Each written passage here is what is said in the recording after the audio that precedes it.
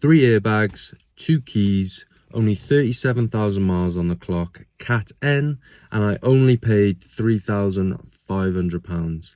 Today, I'm going to show you around this mini Countryman Cooper S and see if we got a bargain or made a massive mistake.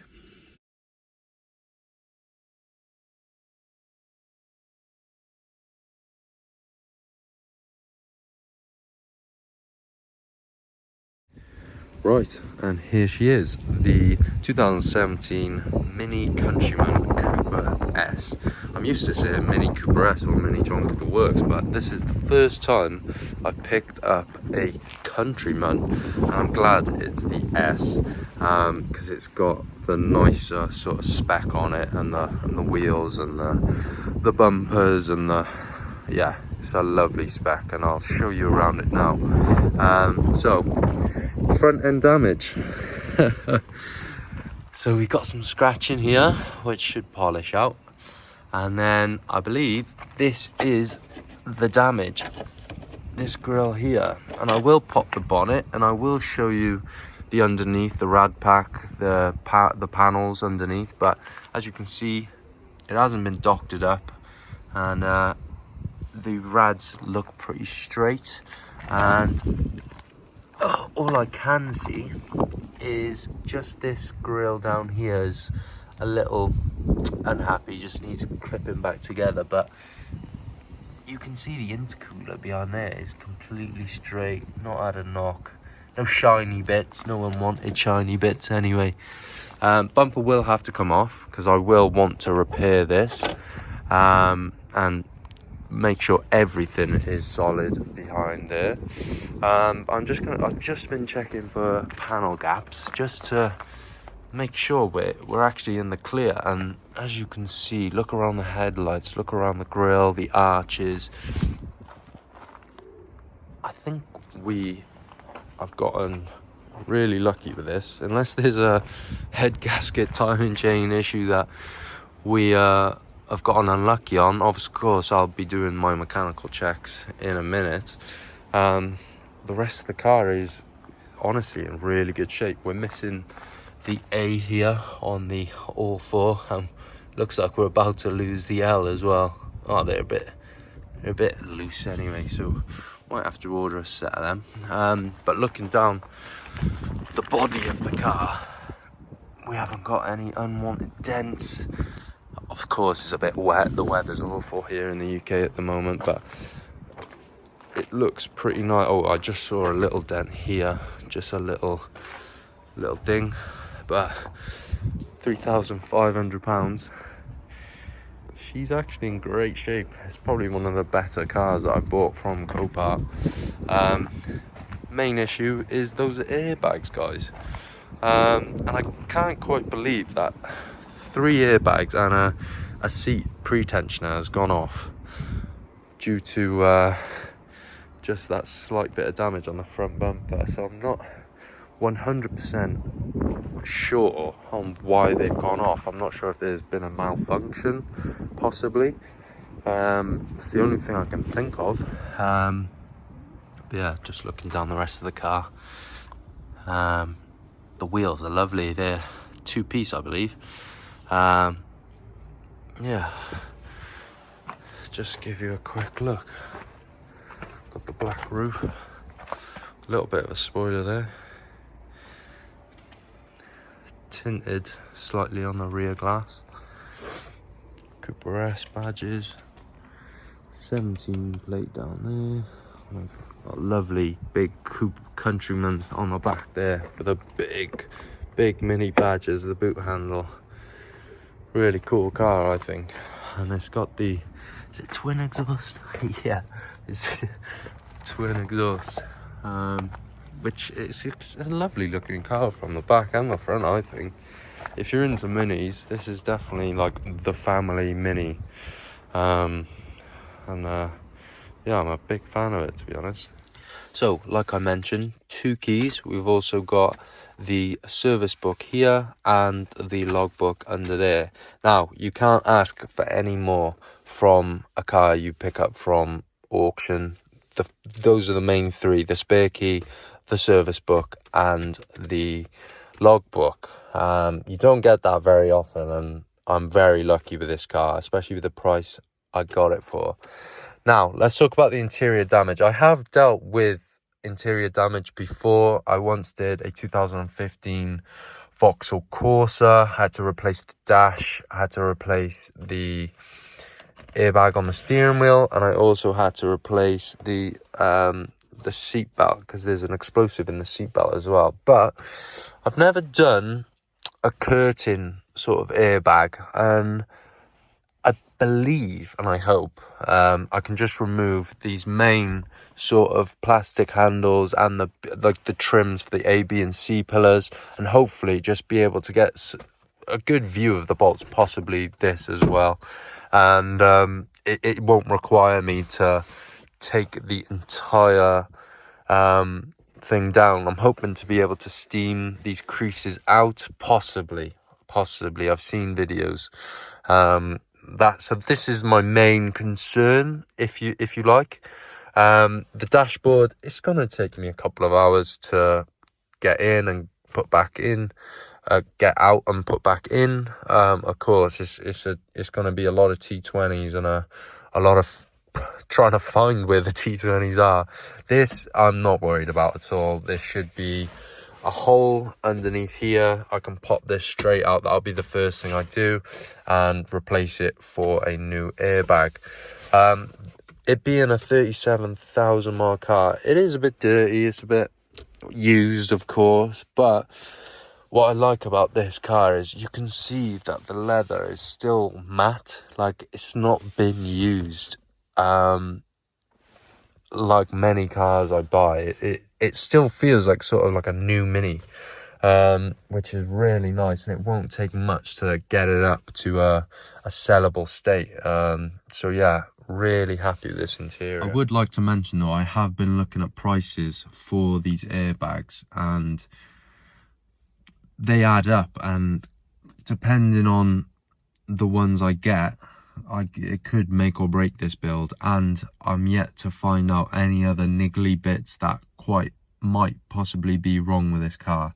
That's what I got to underline and not get too excited about, just because these cars, they always look good and they always feel like they're a good purchase. When you first get them, you're excited, but there's always some niggly bits that you've got to sort out, and they add up. So I don't want to get too excited, because I've still got to look properly into the prices of these parts. Unfortunately, I've got some parts for Minis, but they're not all transferable to the Countryman, unfortunately. So we will try our best to find the best prices on these parts. So hopefully I'll let you know in the next episode how we do on keeping the budget down. As promised, I will show you under the bonnet in this episode. I don't know how to show you how good it looks, but normally when you get these crash damage cars, they'll be signed straight away, cracked plastics, just like bolts shifted, like plastic shifted, and you can see where it's sort of been manipulated or cut, trying to hide the damage. But this is absolutely as it was from the factory, apart from a broken grille. But the bumper must have just flexed, cracked this plastic, must have been brittle, and that is it. Very lucky, no fans, not like normally you'd see the fans pushed back. Just anything really to show you that there's been a crash, and I genuinely can't see how this is a write-off. Honestly, the airbags have gone off, yes, but they can be replaced, reset. There's no damage. I know there is damage, but to anyone that knows how a nut and bolt works, it's nothing really. So I'm really hoping I haven't gotten screwed over on this one. I will do some checks as we speak. That looks sludgy, but I've seen far worse, and it is cold, and it hasn't been ran yet. It got dropped off yesterday. So I'm not concerned about that. That is definitely could be classed as condensation. I'm not going to get worried about that yet. Let's check this oil in it. I want to see if it starts. Just a bit of grass. Yeah, there's some oil in it. Honestly, these dipsticks are so annoying. This is the better one. But yeah, there's some oil in that. Coolant. Yeah, we're up. Everything looks really good. Like low mileage just looks so nice.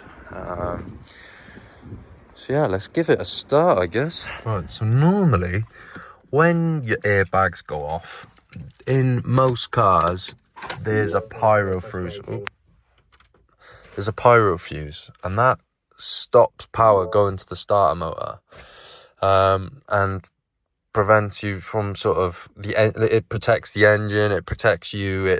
There's a million reasons why that happens in a crash and the airbags go off, but this is advertised as stops and starts, and this car got dropped off yesterday and he must have driven it in. So we've got, of course, the restraint systems sort of warning light come up on both of them. We're gonna clutch in and start on the button. Right, 37,000 miles. Restraint, that's the handbrake light, I believe. Yep. Let's have a look on here. Where is it? Is it vehicle information? Vehicle status. Status.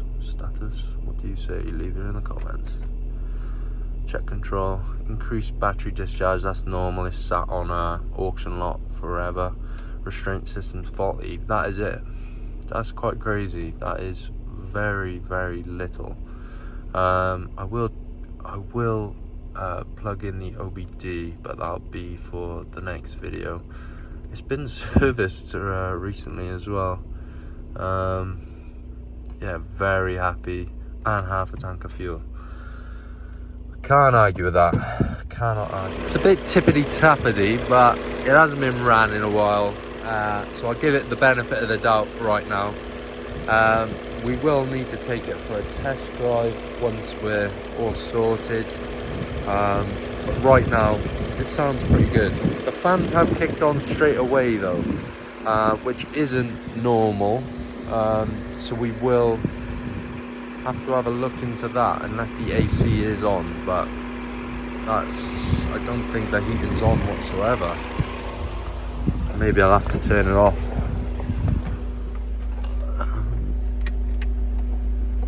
No, the fans are still on, so there is a mechanical problem there, because I've only just switched it on and the fans are on straight away, so we will have to look into that. In the next episode, guys, I will be replacing all 3 airbags. I'll be replacing the seatbelt tensioner on this driver's side, and I will be taking that front bumper off, taking the grille out, and seeing for definite what sort of damage we have got under there. And then hopefully put it all back together in the same episode, and hopefully take this thing out for a drive and make sure everything is mechanically sound, and hopefully clear these lights off and get that fan fixed as well. So we've got a little list already, and hopefully, love that sound, we'll have a nice good working car. Now, speculation on price of the parts.